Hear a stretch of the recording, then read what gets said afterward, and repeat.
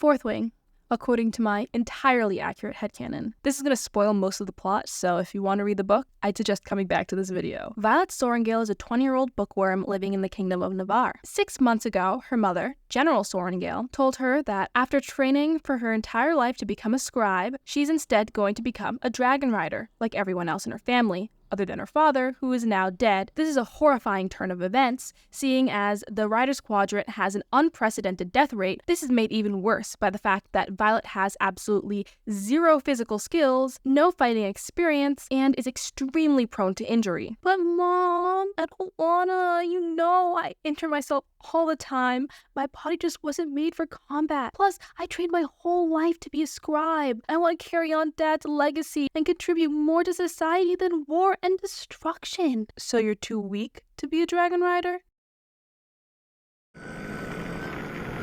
On her way to the entrance exam, her sister Mirai gives her some useful advice and some gear, including some boots with traction, a never-before-seen dragon-scale armor vest that makes her entirely stab-proof. You can think of this as a legendary item that no one else has unlocked, and makes Violet quite literally stab-proof. Kinda cracked if you ask me. On top of some other useful gear, Mira offers some advice. She tells her to avoid making friends and to make allies instead, to find an old family friend named Dane, who is 1 year older than her and can protect her and help her out in the Riders Quadrant, and to at all costs avoid the marked ones, especially Xaden Ryerson, because they'll probably kill her at any given chance. This is all extremely sound advice that Violet promptly ignores, leading to about every single conflict in the book. I don't know if the protagonist can also be the antagonist, but Violet is certainly trying. Violet completes the entrance exam to the Riders Quadrant, which consists of walking across the parapet, which is basically a thin, slippery wall. And its only real function was to kill off cadets. Why would they want to kill off their prospective dragon riders?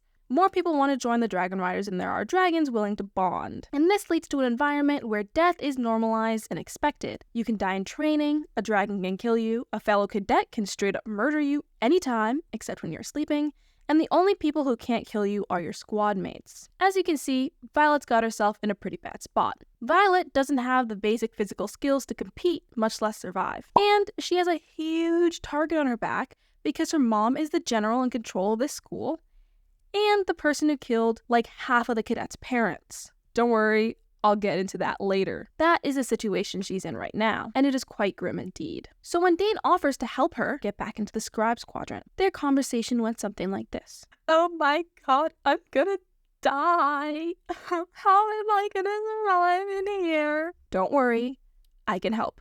I found a totally legit way to get you out of here and back into the Scribes, no problem.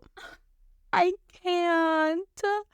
Mom might say some really mean things and make me come back here. You know if you stay here, you're gonna die. You know you can't fight, but I can help you get out of here. I can help you get into the Scribes, and you'll be safe there. Sorry, what did you just say? Did you just call me? This happens about 2 more times, with Dane begging and pleading her to save herself and asking why she won't help herself. And her answer is basically ego. After all of that, you may be wondering, if the odds are so stacked against her, how does she survive? Well, with hard work, determination, the help and advice of her friends, and poisoning everyone she has to fight with, she just cheats. She steals the challenge information and then gives her opponents food poisoning because her job assignment is in the cafeteria. I bet after a few months in, people are spreading absolutely foul rumors about her. Oh my god, guys. You know that General's girl? Yeah, the one who gives everyone the shits whenever she fights with them? Oh my god, I've never gotten close enough to smell her. Do you think she, really stinks or something? On her way to forge some berries to make set poison, she finds herself privy to a meeting with some of the Marked Ones. What are Marked Ones, you asked? A few years back, some of the military, led by Xaden Ryerson's dad, staged a rebellion against the Kingdom of Navarre. They were eventually defeated, and they were all executed. Their capital and the base of the rebellion, Eratia, was burned to the ground. Their kids got magical tattoos that mark them as traitors, and also make it so this one dude who can see the outcome of a battle can't see shit if there are 3 or more Marked Ones. This marking makes it illegal for 3 or more Marked Ones to meet outside of training or other sanctioned events. And Violet happens to be stumbling across an illegal meeting of every single marked one. Nothing too important happens. They talk about how to survive the Riders Quadrant and how much they all agree that they want to kill Violet. You know, nothing too deep. At first, Violet's like, oh my god, yes. All I have to do is report them, and my odds of survival rise so exponentially. Just kidding, she would never. She's like, oh my god, they're plotting my murder. Oh, phew. Thank God. I thought they were traitors for a second. Oh, now I don't have to report them. I can just get down out of my tree whenever they're gone and go along on my merry way. She waits for all of them to leave, and when the coast is clear, she climbs out of the tree. But wait, oh no. Xaden Ryerson, the one and only hottie in the flesh, and he knows that she was eavesdropping. So Violet's like, stay back. I could kill you with my daggers. I may be small, but my aim is good. Xaden's like, well, I could throttle you with my shadows. Did you say you'd throttle me? Never mind. I owe you a favor, though. Please, can that be my favor? After a whole lot of nothing, we finally get to Dragon Picking Day. Back in day 1 at the Parapet, Violet made herself a nemesis named Jack Barlow, who's just an asshole through and through. Instead of doing what he should be doing and wandering around hoping a dragon chooses him, he gets 2 friends together and they decide to kill a tiny dragon because it's tiny. That's also the same reason they hate Violet, by the way.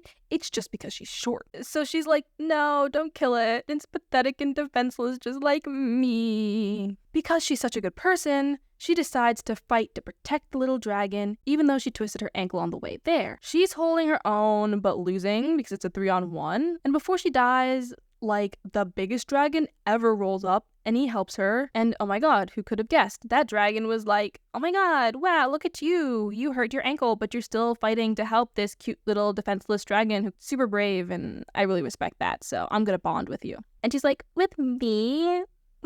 Wow, really? That's crazy. You're like kind of huge. And on top of that, she also bonds with the little one that she protected because, I mean, she just saved its life. I get it. I would too. And you might be thinking, oh my god, that's awesome. I wonder if any of her other friends got 2 dragons too. That's kind of badass, not gonna lie. No, it was just her this year. And every other year, because no one in the history of ever has ever bonded 2 dragons. The dragons and the humans had to have their own meetings to be like, yeah, are we letting this happen? The tiny dragon also happens to be a baby dragon. Oh my god, a baby dragon, you say? That's a little weird. Are they really allowing baby dragons to bond and go to war? No, they are not. And it has rarely, if ever, happened before that a baby dragon has bonded with someone. Wow, that's making her like a double rarity. Isn't that kind of weird? I think that's kind of weird. But on top of all of that information, in this world, if a dragon dies, the rider dies. But Tairn, her big dragon, bonds so deeply to his riders and even more deeply every time he gets a new rider. So if she dies, Tairn might kind of die of depression, and he's bonded mates with Sigale, Xaden's dragon. So if Tairn kicks the bucket, Sigale kind of might too, and then Xaden would die. If she dies, Xaden dies, kinda, sorta, probably, maybe. Xaden uses this turn of events to get closer to Violet and orders the other marked ones to protect and train her. Let me take a short intermission to explain the power system of this book. So there's magic, and there are kind of 3 ways to get it. You can channel from a griffin, which is what the people in the Kingdom of Poromil do, and just a little bit of lore. They've been in like a 600-year war. That's what they're fighting right now. That's why they need more dragon riders and all that. You can also channel magic from a dragon, and then if you channel from a griffin or a dragon, you can use lesser magic. But if you channel from a dragon, you also get a signet, which is like a cool extra magic power, like ice, or fire, or shadows, or teleportation. And the final way to get power is from channeling it from the earth, and that makes you an evil soulless demon. It also makes it look really weird, but if you asked me, it's kind of like sorcerer racism. These people are called Venin. I like to think like they get super offended when you call them a Venin, like, excuse me, I am a sorcerer, I am a magician just like you guys. I feel like the first interaction with a Venin went something like this. Oh my god, guys, what is he doing? He looks kind of weird. Oh, hey guys. Yeah, you know how you have your cool dragons and stuff? Well, look what I did. I just drained the life out of this chicken. Oh my god, isn't that so cool? Look, now I can do magic too. Did he just drain the life force out of that chicken. Oh my god. Witch! As Violet is sleeping one night, she's attacked by 6 cadets who break into her room. She struggles to fight them off, but is overpowered. As she finds herself under her attacker's knife, bam! Turns out baby dragons have special powers that they can give directly to their riders, and hers can stop time. She stops time long enough for Xaden to burst in and kill everyone. Later, during War Games, their version of finals, her signet of lightning wielding manifests. Lightning wielding is extremely rare and extremely overpowered. She uses this newfound power, along with her time-stopping magic, to kill Jack Barlow, her nemesis from before. She has a mental breakdown over the fact that she just killed someone for the first time and seeks out Xaden for comfort and advice. She's like, I cannot believe I just killed someone. Why is my signet only good for violence? I want to help someone like my sister or I wish I could mend people like Brennan. Oh, why did he have to die and be so dead? We're soldiers. You know what you signed up for, and this is kind of the whole job description, bro. Get a grip. Look, I know this is tough, but it's kill or be killed here. Is there anything I can do to help cheer you up? Well, there is that one thing. Remember when we first met in the forest and how you said you would choke me with your shadows? Are you asking me to sleep with you right now? They proceed to have disturbingly graphic sex, and their love blossoms. But on their way to the final part of War Games, Xaden pulls Violet into his group, which causes some conflict with Dane, but in the end, Xaden outranks him, and off our new lovers go to Athpeen. On the way to the outpost, they stop to take a break in a forest, and Xaden and Violet share a private moment and a little smooch, but are interrupted by a group of Griffin Riders. Bum bum bum. Before she can attack the Griffin Riders, she learns she has been betrayed. Xaden, the son of a traitor, is following in his father's footsteps and is giving weapons to the Griffin Riders. He has betrayed not only his country and his honor, but the love of his life. But he pushes back on this accusation, revealing that he is in fact only supplying them with weapons that can allow them to fight Venin, and that Navarre is keeping information of their existence and attacks on Poor Emil a secret in order to keep their wards intact, allowing Venin to kill civilians and Griffin Riders alike. Phew, oh my god, thank God Xaden is still the good guy, right, Violet? Violet? Well, why didn't you tell me that then? This is classified information, and if I told you and you reported it, not only would I put my life in danger, but the lives of every marked one and an entire country, which could only fight with our help and weapons. Even if I did tell you because I love you and trust you, baby girl, you know that. I couldn't trust that Dane wouldn't read your mind and compromise the plan, because you're still learning magic and your powers are too weak to block him out now. Dane would have never betrayed my trust. Unlike you, he trusts me. They fly to their assigned outpost in silence. But when they get there, they find a strange note from General Atos, Dane's dad. Turns out Dane read her mind and snitched on her and the marked ones to his dad.